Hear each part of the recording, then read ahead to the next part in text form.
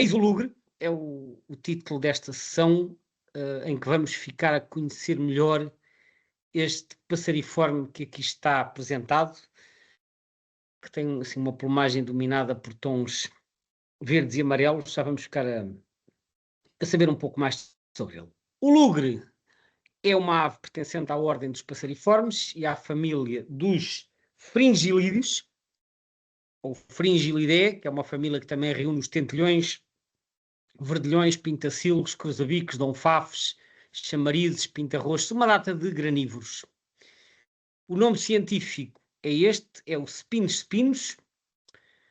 É uma ave relativamente pequena, portanto 11 a 12 centímetros e meio, é do tamanho de um pintacilgo, mais ou menos até, envergadura 18 a 22 centímetros.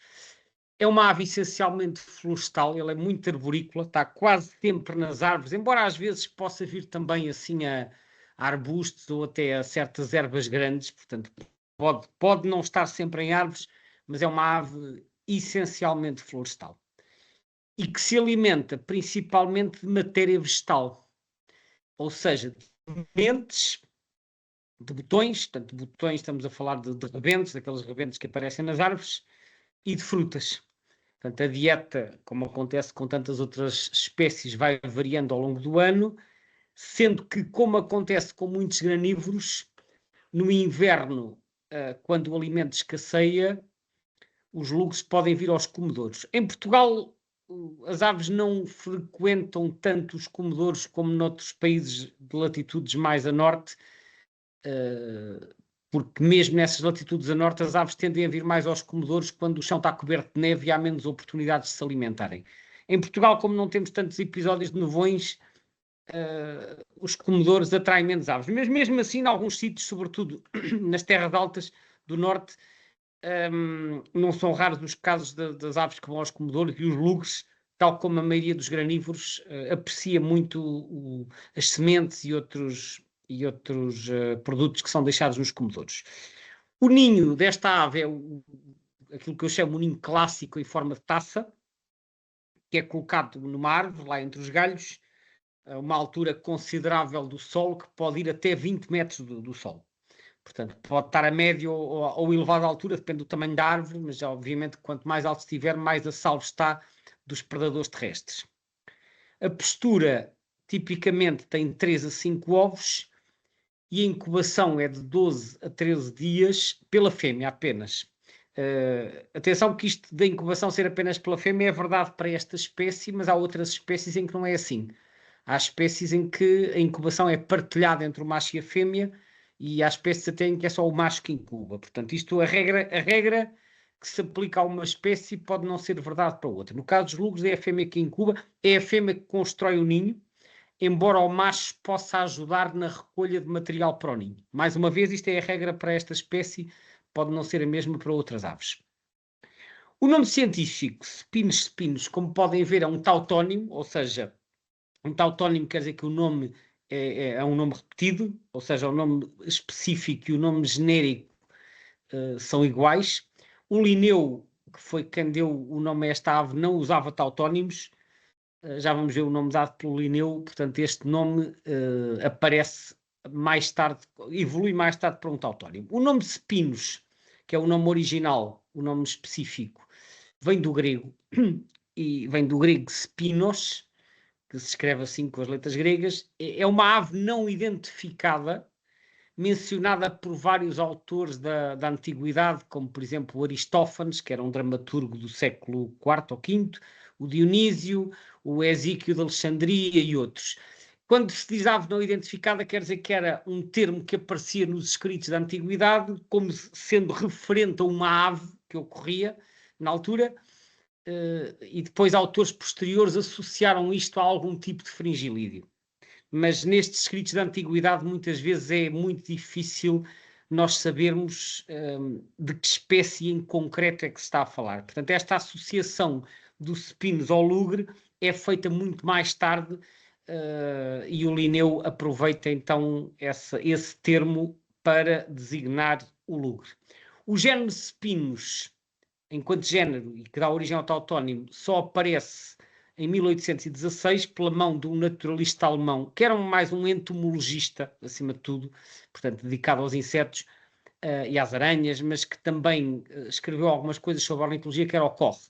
E o Koch, em 1816, propôs este género, e esta ave foi então classificada no género Spinus, por tautonímia, mas depois, mais tarde, ainda andou a passar noutros géneros diferentes, como já vão ver.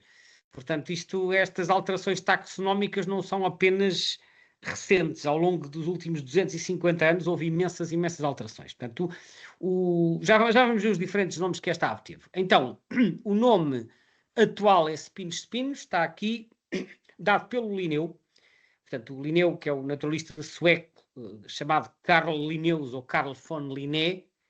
O nome Linneu é um aportuguesamento que nós às vezes usamos. Dado por Linneu em 1758, o nome e a data estão entre parênteses para salientar que isto não é o nome original. Quando é o nome original que se mantém, não se usa o parênteses. O nome original, que recebe a designação de protónimo, está aqui, foi Fringilla spinus. E aqui já sem parênteses, né? Fringilla spinus, Linnaeus 1758. Notem que este S maiúsculo não é engano. O Linneu, nos seus primeiros trabalhos, ele escrevia os nomes sempre com inicial maiúscula, quer no género, quer na espécie. Só mais tarde é que surge a regra de manter a maiúscula apenas no género e depois ter a minúscula no restritivo específico. São apenas pequenos detalhes, mas que eu acho que é útil ir sabendo para depois escrevermos corretamente os nomes. Então, Fringilla spinus foi o nome do Linneu, mais tarde passou para Spinus spinus, que é o nome que tem atualmente.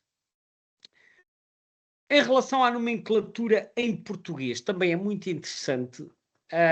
Esta ave é uma ave muito conhecida das pessoas do campo, do povo em geral, dos passarinheiros, dos caçadores, e estas aves muito conhecidas e muito características normalmente têm uma data de nomes diferentes e até nomes bastante engraçados. Há um trabalho que eu já falei anteriormente, publicado em 1979, da autoria de um senhor João Fernandes Pereira Lopes, que fez uma compilação de vários nomes das aves portuguesas. Foi publicado pelo Serviço de Estudos do Ambiente, que é um dos organismos que antecedeu o atual ICNF. E então, para esta espécie, ele apresenta os seguintes nomes. Pinta-silgo verde, que é um nome muito curioso, que ele atribui como sendo referente ao Alentejo. S significa que era o nome da lista de Germano Sacarrão. Outros nomes igualmente curiosos: bengalinha, bigodinho, canário da França, canário da Índia, lugre, marroquino, e aqui este marroquino supostamente da zona de Mindelo, Vila do Conde, e rabequinha. E hoje, até numa troca de mensagens num grupo do Facebook, ainda fiquei a conhecer um nome novo que eu não conhecia, para além destes que aqui estão, que é castelhano. Portanto, como veem, nomes variados, alguns deles fazendo referências a outros países, portanto, Marrocos, Índia, França, Castela, que é em Espanha, talvez por ser uma ave da ribação, uma ave migradora que nos visita no inverno, tem uma série de nomes efetivamente muito curiosos. Por curiosidade, posso referir que Pinta-silgo verde era o nome do Sacarrão na sua lista de 1962, que é a primeira compilação que ele fez para as aves que ocorrem em Portugal, mas que na lista que ele fez para as aves europeias em 1979, o Sacarrão trocou Pinta-silgo verde por lugre. Portanto, foi uma opção do Sacarrão dar a esta espécie o nome lugre como nome principal. Quando as aves têm uma data de nomes comuns, a escolha por um deles em detrimento dos outros é quase sempre uma preferência do autor da lista. Portanto, quando alguém faz uma lista de nomes das espécies, tem que fazer escolhas quando há várias opções, e muitas vezes é precisamente a simpatia ou a preferência ou o conhecimento que o autor tem de um determinado nome que o leva a escolher aquele nome. Portanto, temos de ter sempre isto em conta quando estamos a olhar para nomes diferentes da mesma espécie, que é um grande problema, é um problema bastante antigo em Portugal, que é as aves têm imensos nomes diferentes. Portanto, dado que não é um problema de fácil solução, pelo menos ficamos a perceber algumas das suas razões. Olhamos agora para o mapa de distribuição no mundo. Isto é uma espécie do velho mundo, que se distribui pela Europa e pela Ásia. Eu recordo que estas cores têm diferentes significados consoante a época do ano em que a espécie ocorre. A zona que está a rosado salmão é a zona onde a espécie é visitante estival, portanto, onde vai para se reproduzir, que são as zonas mais a norte. Países do norte da Europa e uma grande parte da Rússia, quer na Europa, quer no Extremo Oriente e no norte da China. Azul são as zonas de invernada, que correspondem, grosso modo, a grande parte do centro e do sul da Europa, norte da África, Médio Oriente e depois também aqui parte da China, do Japão e da Coreia. E depois as zonas a roxo, que são as zonas onde a espécie está presente todo o ano. Ou seja, em que pelo menos uma parte da população não migra. É o que acontece aqui da Escócia, certas zonas de Inglaterra, Europa Central e do Leste, sul da Suécia, Cáucaso também aqui mais para baixo, portanto, sobretudo em zonas de montanhas, também nos Alpes. Portanto, há sítios onde eles estão presentes o ano todo. Agora, reparem que nesta população oriental elas parecem ser totalmente migradoras, porque não temos zonas a roxo. Talvez por causa do clima aqui ser mais severo no inverno, eles aqui não se aguentam o ano todo. Nós na Europa, como apanhamos a corrente do Golfo, temos uns climas temperados que não são tão dados a extremos e permite que certas aves se aguentem durante todo o ano, coisa que depois na Ásia não acontece. Uma curiosidade é que esta espécie é monotípica. O que é que isto quer dizer? Quer dizer que não tem subespécies reconhecidas. Quer dizer que as aves das diferentes regiões são todas muito parecidas geneticamente. O que é curioso, porque não é muito habitual, muito menos em passariformes, nós termos assim duas populações que estão geograficamente isoladas e separadas aqui se calhar por alguns milhares de quilómetros e no entanto serem a mesma subespécie. Não é muito habitual, é possível, talvez esta separação tenha sido relativamente recente no tempo, durante a última época glaciar ou qualquer coisa, e não tenha havido tempo para elas evoluírem geneticamente a ponto de divergirem, mas às vezes até em passariformes com uma distribuição contínua há várias subespécies, quando há uma distribuição disjunta quase sempre há. Mas no caso do lugre não é monotípico. É apenas uma curiosidade. Agora falemos um pouco da identificação. Temos aqui para já um conjunto de desenhos tirados do Birds of Western Palearctic, portanto o BWP, também conhecido como Cramp, que era o nome do primeiro autor, o Stanley Cramp. Então, no 1 vemos um macho, que é talvez a ave mais fácil de identificar dentro desta espécie, o macho que é preto e amarelo, com o barrete escuro. Também aqui o mento, que é esta zona abaixo do bico, o mento escuro, a risca amarela atrás do olho, que pode ver aqui, depois os tons amarelos esverdeados na plumagem e alguns riscos no ventre. O 2 é o macho de inverno, que é muito parecido com o macho nupcial. O que se nota aqui talvez é umas orlazinhas claras na cabeça por ter a plumagem fresca, devem ter feito a muda no final do verão e depois estas riscazinhas aqui vão desaparecendo quando chega a primavera por efeito de abrasão. Aqui o 3 é uma fêmea adulta, portanto, com umas cores menos contrastadas, muito riscada por baixo. O 4 é uma fêmea de primeiro inverno e o 5º é um juvenil. Está aqui as respectivas legendas. Às vezes há pessoas, sobretudo no caso das fêmeas ou dos juvenis, que têm dúvidas, ainda recentemente vi uma foto sobre isso, que têm dúvidas de distinguir estas aves dos chamarizes, dos serinos. E à primeira vista podem-se confundir, mas há duas características, até há mais, mas assim, há duas mais evidentes que nos permitem separar as duas espécies. A primeira é a forma do bico. O chamariz tem um bico muito curtinho, muito triangular, grosso e curto, enquanto que o lugre tem um bico mais comprido ao estilo do pintacilgo. Portanto, ele também é triangular, mas é mais alongado, acaba por ser proporcionalmente mais fino. O segundo aspecto é aquilo que eu chamo a bandeira preta e amarela na asa, que se vê aqui muitíssimo bem no caso do macho. Reparem esta risca amarela larga, orlada de preto, quer aqui nas coberturas, nas médias coberturas, porque esta risca amarela é nas grandes coberturas, depois o preto nas médias coberturas e este preto também no resto da asa. Aliás, estou a dizer mal, isto são as grandes coberturas, o amarelo é nas médias e o preto é nas pequenas, assim é que é. Portanto, temos aqui este contraste entre o preto e o amarelo, que se nota no macho, mas nota-se também na fêmea adulta e imatura e até no juvenil. Portanto, tem sempre aqui esta... Eu chamo uma bandeira porque realmente isto parece assim umas riscas paralelas, como se fosse uma bandeira com estas cores. Embora isto não seja um termo técnico. O chamariz não tem esta risca. E, portanto, quando eu vejo uma ave que me parece ser um lugre, a primeira coisa que eu vou procurar é ver se tem assim esta risca amarela bem contrastada.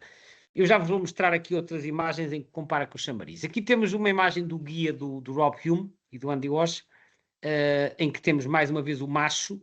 Ele aqui diz que o macho é assim o ano todo, embora eu acho que ele varia um bocadinho e no inverno pode ter as tais orlas claras. Está aqui o macho de primeiro inverno, com as cores um bocadinho mais apagadas, a fêmea adulta e o juvenil. Reparem em todos eles o bico alongado, o bico com o formato do bico do pintacilgo, e a tal bandeira que eu falei há pouco, né, aqui na asa, portanto, com preto, amarelo e preto, sempre, em todas as idades. E o amarelo é uma risca bem delimitada e bastante larga. Para mim é uma das características mais úteis para identificar o lugre. Há uma terceira característica que não é tão fácil de ver, mas que está aqui salientada, que é yellow side to tail. A cauda é preta, mas as penas laterais, na base, têm amarelo. Enquanto que o chamariz, por exemplo, só tem amarelo no urupígio, não tem este amarelo na cauda. Este amarelo na cauda é uma característica também do lugre, embora nem sempre seja fácil de ver, depende do ângulo em que a ave estiver. Aqui uma imagem do mesmo guia, com fotografias de 4 espécies diferentes, embora 2 delas não ocorrem em Portugal. As únicas que nos interessam é o lugre, que está em cima à esquerda, e o chamariz está em baixo à direita. Este red-fronted serin, que é o Serinus pusillus, é uma ave do Médio Oriente, e o Citrilfinch, que é o Carduelis citrinella, é uma ave das montanhas de Espanha e do centro da Europa, dos Alpes. Já ocorreu uma vez ou duas em Portugal, mas é muito raro. Portanto, o que nos interessa agora é comparar o lugre em cima à esquerda com o chamariz em baixo à direita. Reparem, então, o formato do bico, mais longo no lugre e muito mais curtinho e grosso no chamariz, e depois a tal bandeira na asa. Portanto, aqui preto, amarelo e preto. Né? E isto aqui é um juvenil, portanto, nem sequer estamos a falar de um macho adulto.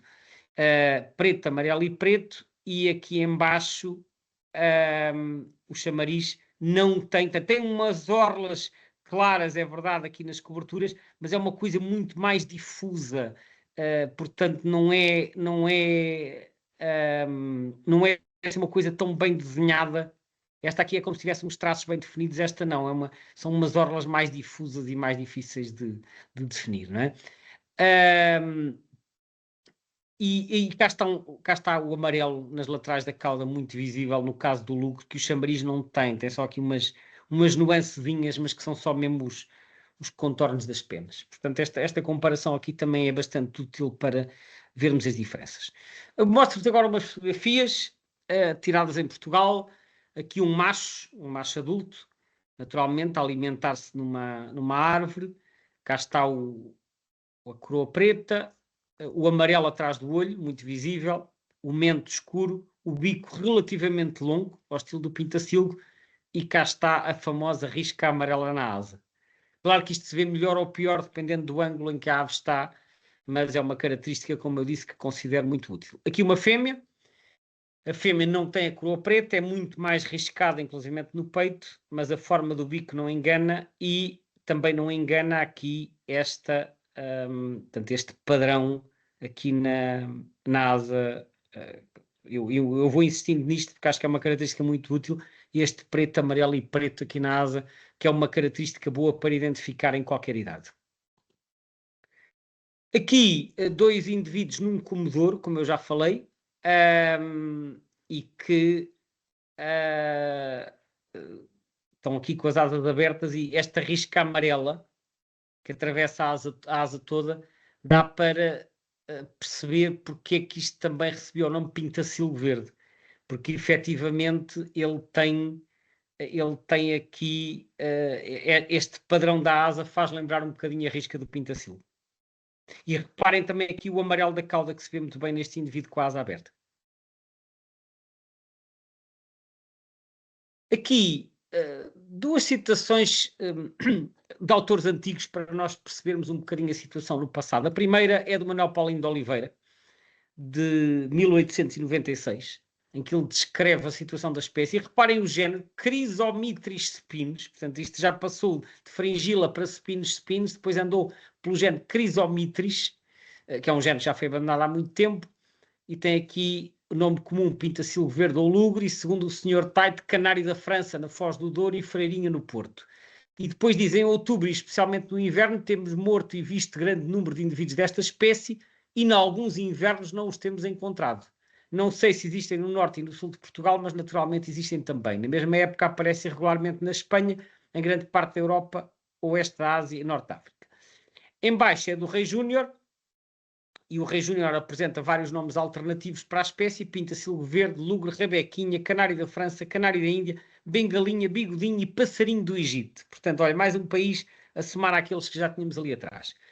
O Rei Júnior preferia o nome Pinta-Silgo Verde, cá está ele. O Pinta-Silgo Verde é uma espécie de arribação em Portugal. Normalmente a arribação é uma expressão que se usava muito para as aves migradoras invernantes, não para as nidificantes. Portanto, os tordos e os lugres são aves de arribação.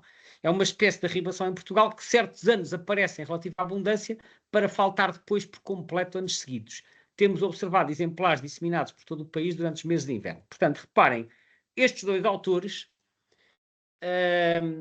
salientam a variabilidade nos números que, em alguns anos, são muito comuns e noutros anos praticamente não há. Portanto, isto é uma característica desta espécie, que é dada a movimentos irregulares, dado o seu caráter oportunista.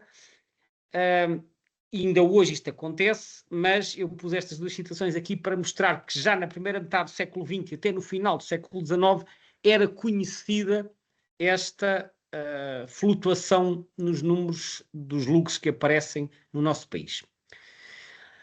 Agora, mostro-vos a situação da conservação.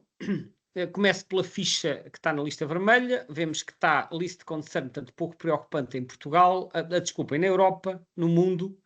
Em Portugal, no livro vermelho de 2005 e na lista vermelha de 2022, list concern. Mas em Espanha, em 2021, aparece já como NT, ou seja, quase ameaçado. Ora, relativamente a isto, é preciso esclarecer aqui algumas coisas. Em Espanha, o lugre nidifica, e eu já vou falar melhor sobre isso. Mas é importante nós sempre percebermos a situação em Espanha, porque isso ajuda-nos a perceber a situação no nosso país. Em Espanha, o lugre nidifica, mas em Espanha também inverna, e ele em Espanha tem dois estatutos. Tem o estatuto como nidificante e o estatuto como invernante. Ora, o estatuto que aparece aqui como NT, no site da lista vermelha, para a Espanha diz respeito à população invernante e não à população nidificante.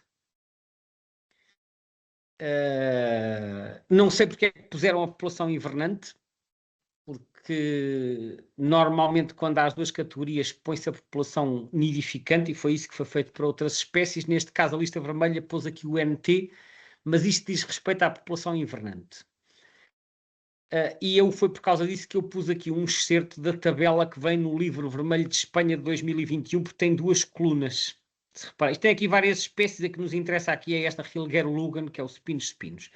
E eu vou explicar o que é que isto quer dizer. No livro vermelho de 2004, portanto, LR é Libro Rojo, que é livro vermelho em espanhol. No livro vermelho de 2004, a espécie tinha um NE, que quer dizer que não foi avaliada. O livro de 2004 só avaliou algumas espécies. No livro 2021, ele aparece com duas categorias, que foi para as reprodutoras, está como list concern, portanto a população nidificante está como pouco preocupante, e a população invernante como quase ameaçada, que é este que aparece aqui. Portanto, tinha duas categorias em 2021. Só que, entretanto, isto alterou-se, porque em 2024 a SEO, que é a Sociedade Espanhola de Ornitologia, fez a revisão de algumas categorias de espécies, e para a população nidificante de lugres mudou de pouco preocupante para NT. Portanto, neste momento, o lugre passou a estar NT em Espanha, tanto como reprodutor como invernante. Portanto, está NT para as duas épocas do ano em que ocorre. Fica só aqui este esclarecimentozinho. Eu já vou falar melhor da situação em Espanha. Antes disso, quero-vos mostrar um mapa na Europa. Na Europa, este mapa é é BBA2, portanto, que é o segundo Atlas europeu, o European Breeding Bird Atlas, Isto são bolinhas correspondentes a quadrículas de 50 por 50 km. E isto tem um gradiente de cores que tem a ver com a escala logarítmica, portanto, o número de casais estimados em cada quadrícula. Quanto mais escuro, mais abundante é a espécie. Como podem ver, as bolinhas escuras estão sobretudo cá em cima, nas latitudes altas. Portanto, Finlândia, acima de tudo Finlândia, muitas na Rússia, algumas na Suécia e na Noruega, também escuras, e aqui na Escócia, no norte da Inglaterra.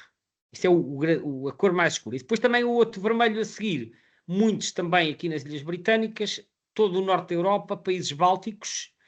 Depois acontece algo curioso, nós quando descemos para a Dinamarca e para a Holanda, está tudo muito clarinho. Porquê? Porque isto são zonas já de baixa altitude, mas depois quando subimos para os Alpes, portanto, quando chegamos aqui aos Alpes, que é esta zona que tem aqui parte de França, Suíça, Áustria, sul da Alemanha e algumas montanhas também aqui na República Checa. Portanto, aqui em zonas de montanha há alguma população importante, mas nas planícies praticamente não há. Por isso é que depois na Bélgica, na Holanda, no norte da Alemanha, na Dinamarca, os números são muito baixos. E mesmo na maior parte de França, tirando a zona dos Alpes. Depois há alguns aqui na Roménia, portanto nos Montes Cárpatos, e novamente aqui no Cáucaso, que é uma zona de montanhas também, entre o Mar Negro e o Mar Cáspio. E depois, como podem ver, há aqui uma série de bolinhas, embora mais claras, no norte de Espanha.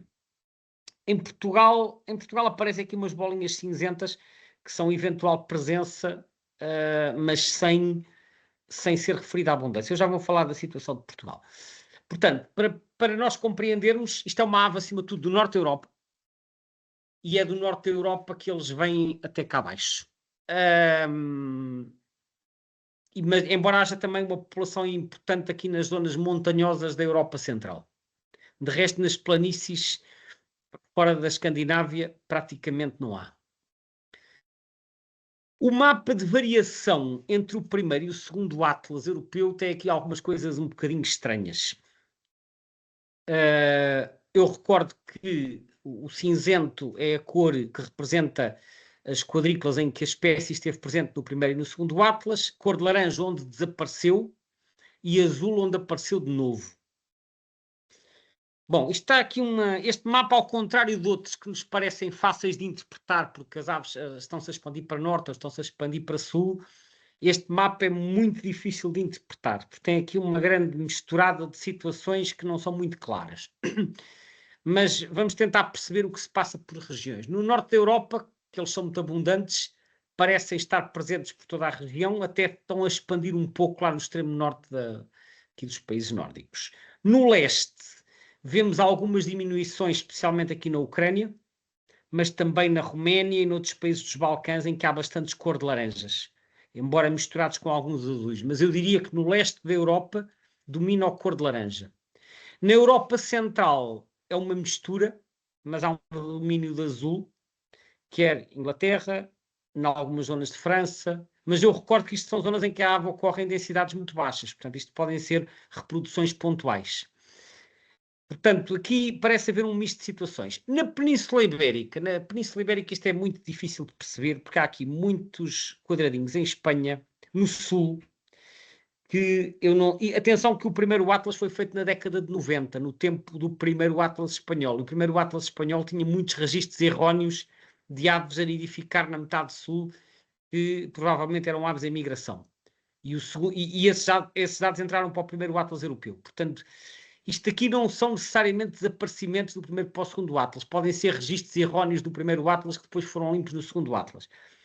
Estes registros em Portugal, que aparecem aqui, agora no segundo Atlas europeu, muito sinceramente, não faço ideia de onde é que vieram. Porque isto não aparece nem no segundo Atlas nacional, nem no terceiro Atlas nacional. Portanto, isto para mim é um enigma de onde é que vem tanto quadrado azul em Portugal continental. Não sei.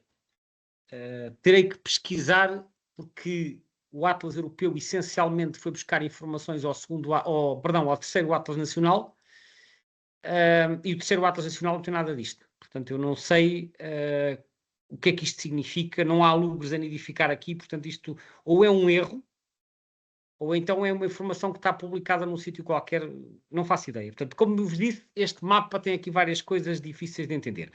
Por fim, chama a atenção também aqui para este quadradinho azul na Madeira. Mas na Madeira há uma população nidificante de lugres e eu já vou falar da Madeira a seguir. Vamos olhar para a situação de Espanha. Isto é o mapa do segundo Atlas espanhol, que foi feito entre 1998 e 2002. Atenção que isto é o segundo. O primeiro é que tinha registros cá para baixo para o sul, que depois terão sido limpos. O segundo Atlas é este. Tem aqui alguns registros dispersos, muito dispersos, pela metade norte da península, sobretudo pelas cordilheiras, mas não só. O principal núcleo que se sabe onde há mais lugres é aqui nos Pirineus, que é esta cordilheira que separa a Espanha de França e que apanha Andorra, que está aqui no meio.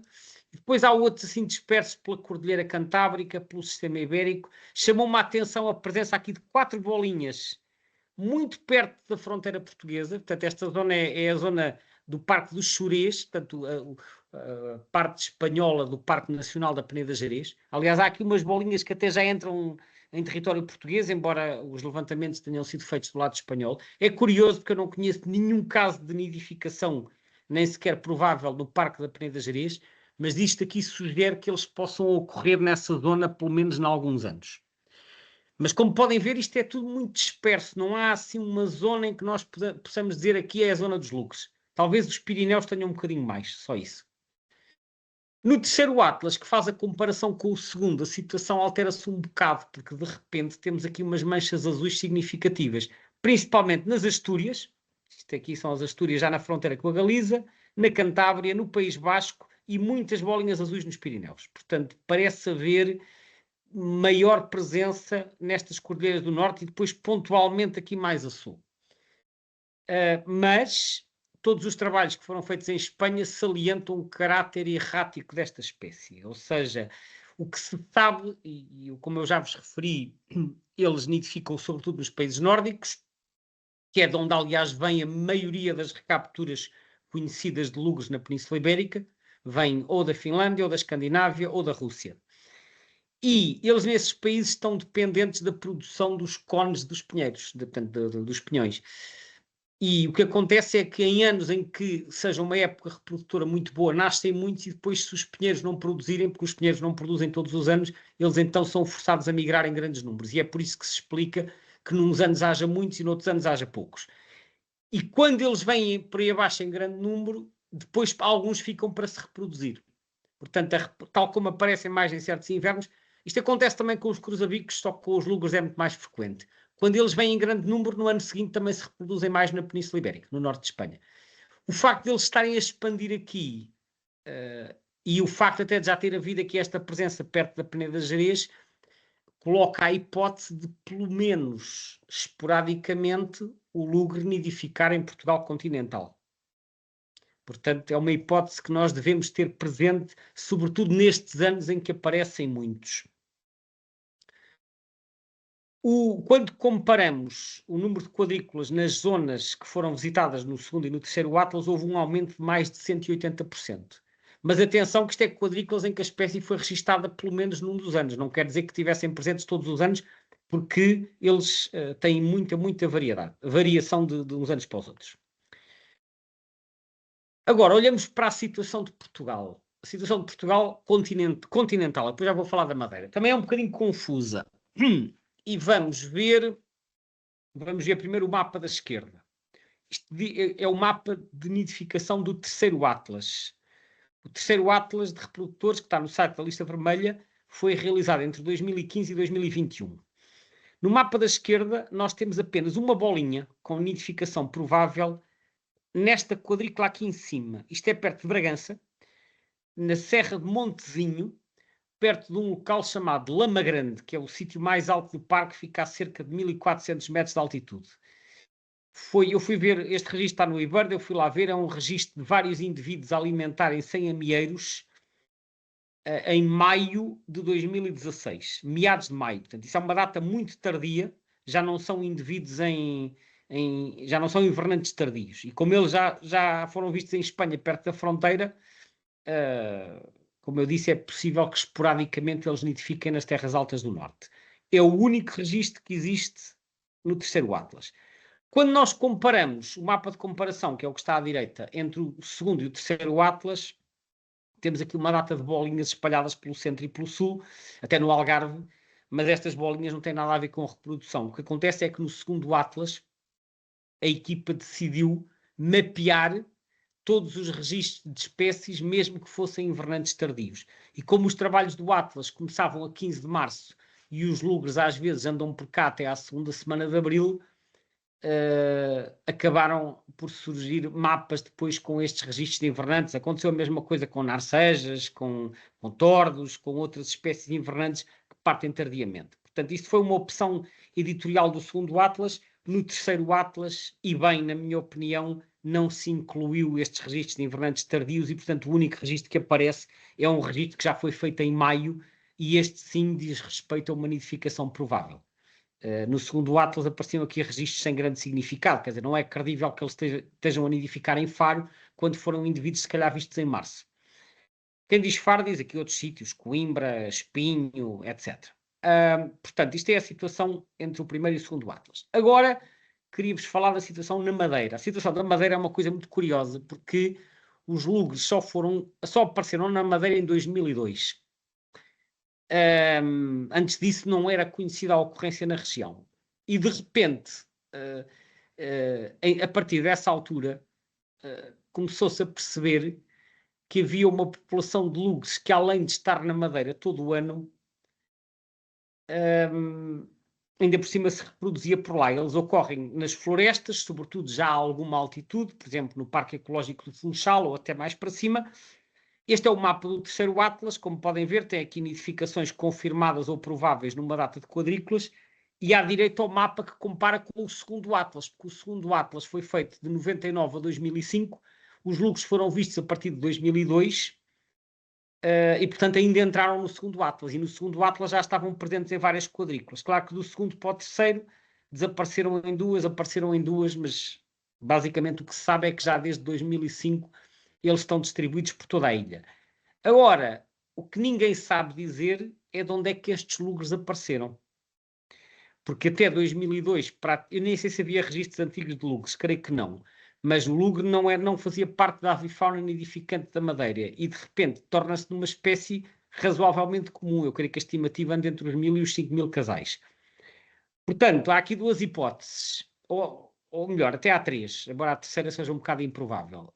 A primeira hipótese é terem sido aves fugidas de cativeiro que se conseguiram aclimatar e começaram a nidificar na região, caso em que o lugre seria uma espécie introduzida. Segunda hipótese é ter havido uma chegada massiva de invernantes num determinado ano e eles depois terem conseguido colonizar a ilha naturalmente e tornaram-se numa espécie residente. A terceira hipótese, que é a tal que eu acho mais improvável, é da espécie já existir no passado em números mais reduzidos e nunca ninguém ter dado com ela. Eu acho isso improvável porque a Madeira já tem observações regulares há mais de 100 anos ou 150, portanto não me parece muito provável. Agora, dizer se são aves fugidas de cativeiro ou se são aves que chegaram naturalmente, eu não sei. Honestamente, aquilo que eu possa dizer é apenas um feeling, uma suspeita, não tenho nenhum elementos, absolutamente nenhuns, que me permitam pender mais para um lado ou para o outro, e portanto, neste caso também não quero estar a inventar e limito-me a dizer que não sei de onde é que estes lugres vieram. É uma situação curiosa, porque de facto só foram descobertos em 2002, mas talvez no futuro haja pistas para descobrir, para responder a isto. Aqui mostro-vos o gráfico com a frequência de observação em Portugal, portanto é o gráfico com a percentagem de listas completas que aparece no eBird. Como podem ver, desde maio até setembro, este valor anda muito perto de zero, e só não anda a zero porque tem estes registros da Madeira, porque tirando isso, desde maio até setembro, praticamente não há registros no continente, mas na Madeira vai havendo, por isso é que está assim, tem aqui uns picozinhos acima de zero. Depois da grande chegada dá-se a partir de meio de outubro, como se pode ver, tem um pico normalmente em novembro, depois diminui um pouco, o que sugere que em novembro haja muitas aves em passagem que depois não ficam cá, vão para o sul de Espanha ou para Marrocos.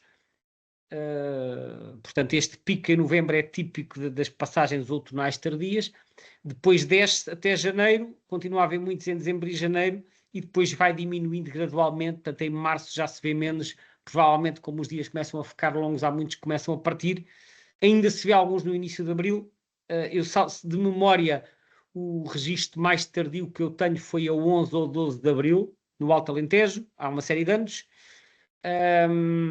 E como se pode ver, a partir de 15 de Abril praticamente não há. Portanto, os últimos normalmente partem em Abril e depois disso só os tais registros da Madeira. Mas, como já foi referido, até pelos autores antigos, os lugres aparecem em números muito variáveis. E, portanto, este gráfico basicamente representa uma média, mas a variabilidade de uns anos para os outros é enorme. E eu então fiz aqui uma experiência que o eBird permite fazer, que é analisar os gráficos, analisar 5 anos diferentes separadamente. E então escolhi 5 anos, que foi de 2016 a 2020, e pus aqui um gráfico com os 5 anos separados. Ou seja, o que é que isto quer dizer? Nós temos aqui à mesma o gráfico de frequência, mas cada linha representa um ano diferente. Nós podemos facilmente ver, por exemplo, que há aqui uma linha que se destaca, que é esta linha cor-de-rosa, que é 2017.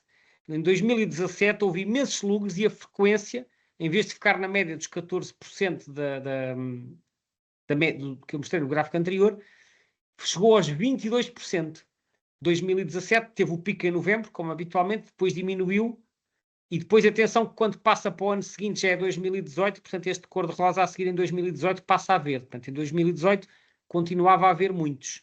E depois desceu. Portanto, o inverno de 2017-2018 foi um ano de lugres. Outro ano de lugres foi 2020, que aparece aqui. Portanto, subiu muito, não tanto como em 2017, depois desceu. E o amarelo, que foi 2019. Portanto, 2019-2020 também houve muitos. Subiu aqui, depois desceu. Quando passamos para janeiro, o amarelo passa a roxo. Está aqui. Portanto, este roxo é o inverno de 2019-2020. Portanto, os 3 invernos em que houve muito foi 2017-18, 2019-20 e 2020-21. Em contrapartida, 2 anos em que houve muito poucos foi 2016, que é esta linha azul. Houve muito poucos, mesmo em novembro, que é o máximo, só chegou aos 4% de listas. 2016, depois diminuiu. Quando passamos para 2017, o azul passa à cor de rosa, como se pode ver. Portanto, janeiro de 2017 com muito poucos. Em fevereiro já quase não havia. Ainda há aqui um piquezinho secundário e em março já se tinha todos embora. O outro ano em que houve pouco foi, ora, o verde, 2018. 18-19, começa a verde, também só foi aqui aos 4%.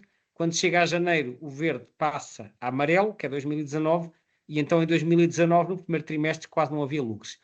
Portanto, neste período de 5 anos seguidos, nós tivemos 3 anos de lugres, que foi 2017, 2019 e 2020. Se escolhêssemos outro período de 5 anos qualquer, íamos ter assim um gráfico deste estilo, mas eu acho que isto ilustra muito bem a variabilidade na abundância de lugres e, portanto, anos de lugres são aqueles anos em que os lugres vieram do norte em grande quantidade e, de repente, a partir de meados de outubro e início de novembro, estão por todo o lado, especialmente em novembro, porque depois, como veem, diminui um bocado. Este ano que está a decorrer, pelo que eu vi até agora, há relativamente poucos, mas ainda não fui consultar as estatísticas para perceber se estamos abaixo ou acima da média. Pelo menos já vi anos em que há muitíssimo mais. Mas faz parte da variabilidade desta espécie, porque eles de facto são muito variáveis. E aliás é engraçado porque quando eu há uns anos fazia anilhagem, eu anilhava essencialmente na Serra da Rábida, perto de Setúbal, e eu, como qualquer anilhador, reportava as minhas anilhagens à Central Nacional de Anilhagem, que é gerida pelo SEMPA, do ICNF, e entre outras aves cheguei a apanhar lugres na Rábida. E depois, quando uma das minhas aves era recapturada no estrangeiro, eu recebi o relatório. E houve um caso muito curioso de um lugre que eu anilhei na Rábida e que, passado 4 anos, foi capturado em Itália, também no inverno. Portanto, 4 invernos depois. Ou seja, foi um ano em que os lugres, esse lugre já não me recordo, nem sei exatamente de que país é que ele vinha, mas vamos imaginar que vinha lá de cima da Finlândia ou da Suécia. Ele num ano veio invernar a Portugal, depois voltou lá para cima. 4 anos depois veio por aí abaixo, mas seguiu uma direção diferente e foi passar o inverno em Itália. Portanto, este exemplo mostra que estas espécies podem seguir rumos completamente diferentes, dependendo das circunstâncias e da disponibilidade de alimento. Vamos ver a ficha de resumo. O lugre distribui-se essencialmente pela Europa e pela Ásia, mas tem uma zona de descontinuidade na Ásia Central. É um migrador parcial, que significa que há aves mais a norte que são migradoras, mas depois outras na Europa Central que são residentes. É uma ave monotípica. vimos que em Espanha nidifica sobretudo no norte, nas cordilheiras do norte, e de forma algo irregular, e que tem a categoria de quase ameaçado, tanto como reprodutor como também como invernante. Em Portugal, no continente, é um invernante comum. Até hoje não se confirmou a nidificação no território continental. Na Madeira, sabe-se que é uma espécie residente, mas essa população só foi descoberta em 2002. Vimos também que o lugre é mais frequente nos chamados anos de lugres, que são aqueles anos em que vêm muitos indivíduos do norte da Europa para procurar alimento para sobreviverem ao inverno. Chegamos ao final desta apresentação sobre este pequeno passarinho típico da época. Obrigado pela vossa atenção e, como sempre, fico à disposição para quaisquer questões que queiram colocar.